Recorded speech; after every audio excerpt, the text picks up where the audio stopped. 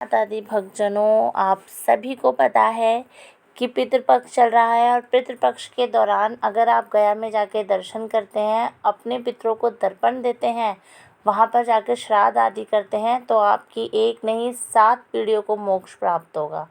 अगर आप गया नहीं जा सकते, कोई बात नहीं, गया की कथा सुनिए। गया की कथा सुनने से भी उतना ही लाभ होता है। आइए आज बताती हूँ मैं आपको गया की कथा कि गया कैसे पितरों का तीर्थ बना। मतलब कि श्राद्धों में भी एक तीर्थ है। आइए जानते हैं, जहाँ पर जाकर श्राद्धों में भी आप लोग दर्शन कर सकते हो। ब्रह्मा जी ने जब सृष्टि की रचना कर रहे थे, तो उस समय उनसे असुर कुल में एक गया नाम का असुर की रचना हो गई। गया असुर की संतान रूप में पैदा नहीं हुआ था, इसलिए उससे असुरी प्रवृत्ति नहीं थी। वह सभी देवताओं का सम्मान और आराधना करता था। उसके मन में एक बात खट रही थी।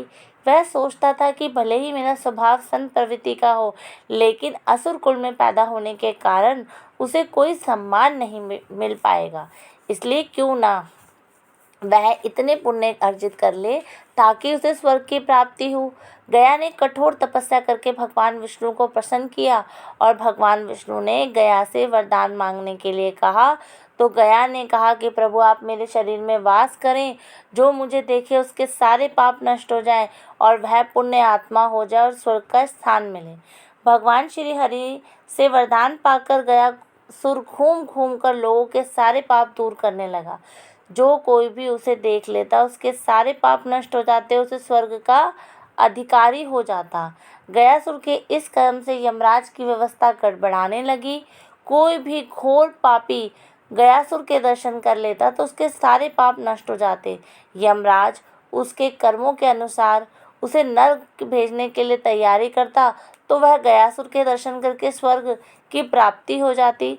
धर्मराज को कर्मों का हिसाब रखने में संकट होने लगा और धर्मराज ने ब्रह्मा जी से कहा कि अगर आप गयासुर को अभी नहीं रोकेंगे तो उनका विधान समाप्त हो जाएगा, जिसमें आपने सभी को उनके कर्मों के अनुसार फल भोगने की व्यवस्था करी है। पापी भी गयासुर के दर्शनों के प्रभाव से स्वर्ग को प्राप्त होता है। गयासुर के उसी समय ब्रह्मा जी ने कोई उपाय निकाला। उन्होंने गयासुर से कहा, तुम्हारा शरीर सबसे अधिक पवित्र है, इसलिए मैं तुम्हारी पीठ पर बैठकर सभी देवताओं के साथ यज्ञ करूँगा। उसकी पीठ पर बैठकर यज्ञ होगा। यह सुनकर गयासुर हर्षित हो गया और उसने ब्रह्मा जी और सभी देवताओं के साथ एक पत्थर से गयासुर को दबाकर उस पर बैठ गए। इतना भारी पत्थर के बावजूद भी गयासुर अचल नहीं हुआ और वह घूम घूम कर फिर वहाँ से भी वह घूमने में भी समर्थ था। देवताओं की चिंता हुई। उन्होंने आपस में सलाह की कि इसे भगवान श्री हरि विष्णु का वरदान दिया है, इसलिए अगर स्वयं हरि श्री विष्णु भी देवताओं के साथ बैठ जाएं तो गयासुर अचल हो जाएगा। तभी श्री हरि भी उसकी पीठ पर आकर बैठ गए और भगवान श्री हरि विष्णु को भी सभी देवताओं के साथ अपनी पीठ पर बैठा हुआ देखकर गयासुर ने कहा, आप सब देवता और मेरे आराध्य देव श्री हरि भी मर्यादा के लिए अब मैं अचल हूँ।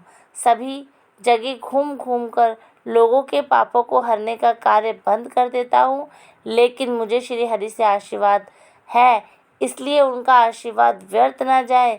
इसलिए श्री हरि, आप मुझे पत्थर की शिला बना दो और यहाँ स्थापित कर दो, जिससे कि लोग यहाँ पर आकर मेरे दर्शन करें, उनके सारे पाप नष्ट हो जाएं।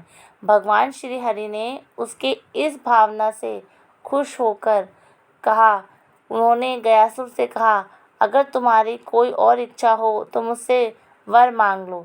गयासुर ने कहा, हे नारायण, मेरी इच्छा है कि आप सभी देवताओं के साथ अप्रत्यक्ष रूप से इसी शिला पर विराजमान रहें और यहाँ स्थान मृत्यु के बाद किए जाने वाले धार्मिक अनुष्ठानों का तीर्थ स्थल बन जाए।